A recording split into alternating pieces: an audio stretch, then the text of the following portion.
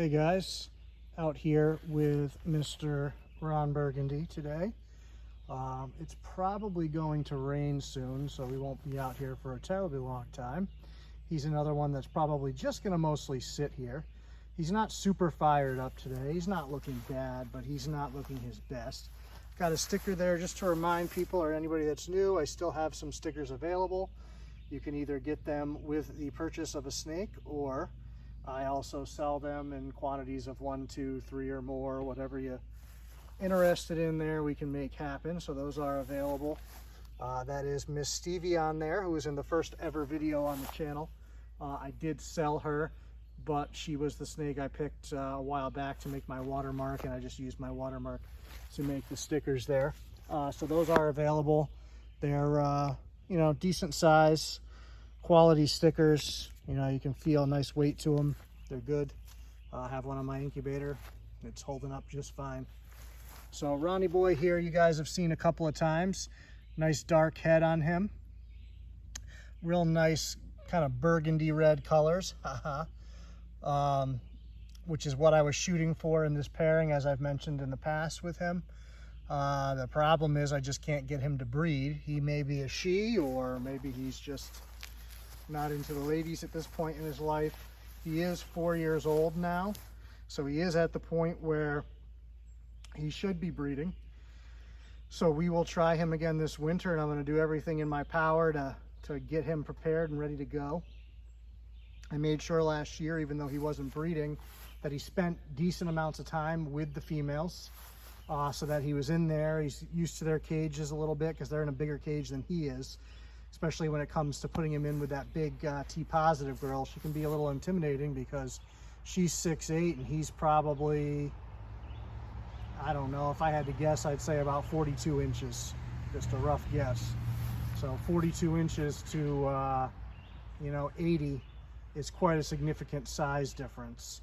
And then that, when you think about her bulk versus his bulk at that size, she's a 30-pound snake and he probably weighs, less than 10. So it's a significant difference. Some males are a little put off by that and nervous. Doesn't strike me with him too much, but he did spend a fair amount of time underneath her paper when he was in there. Another important announcement for tonight, so hopefully you catch this. I mentioned it, I believe, in Saturday's video. But tonight, the new episode of Morelia Python Radio should come out.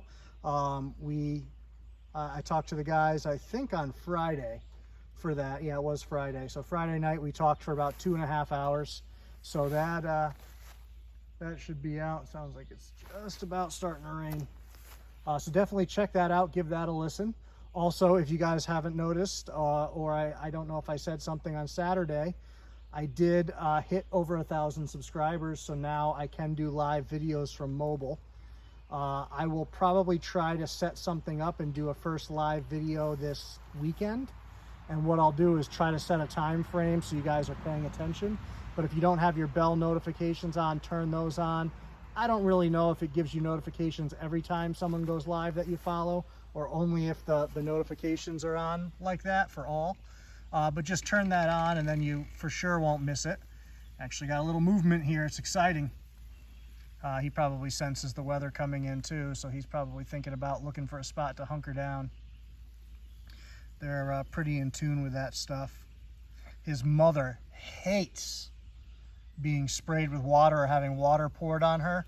She loses her mind. She will bite anything in the vicinity when she feels water. I don't know how she would have ever been a wild snake, because man, she hates it.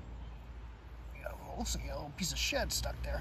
That's not actual stuff, it's just sitting on him.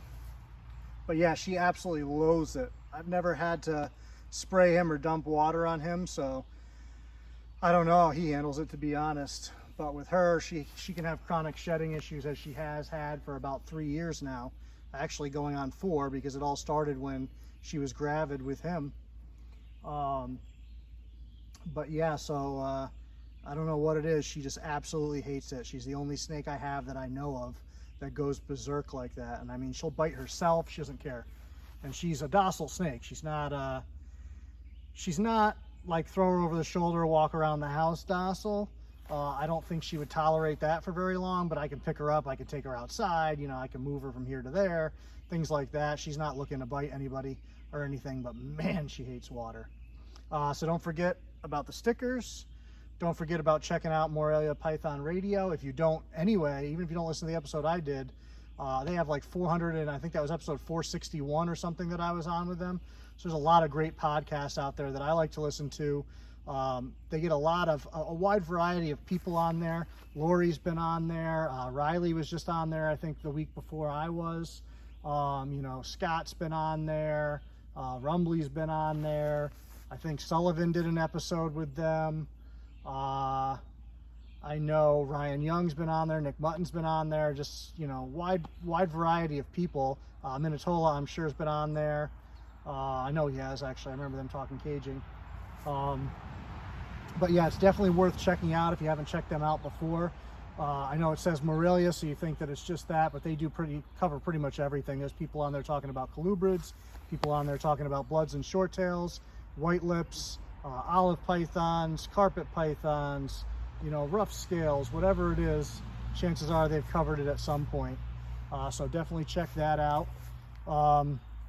I know I shared on my Instagram to check out Lori Torini's YouTube channel. Very, very interesting stuff on there. There's a lot of great science that she discusses. I can't think what the hell her channel's called right now. It might just be her name.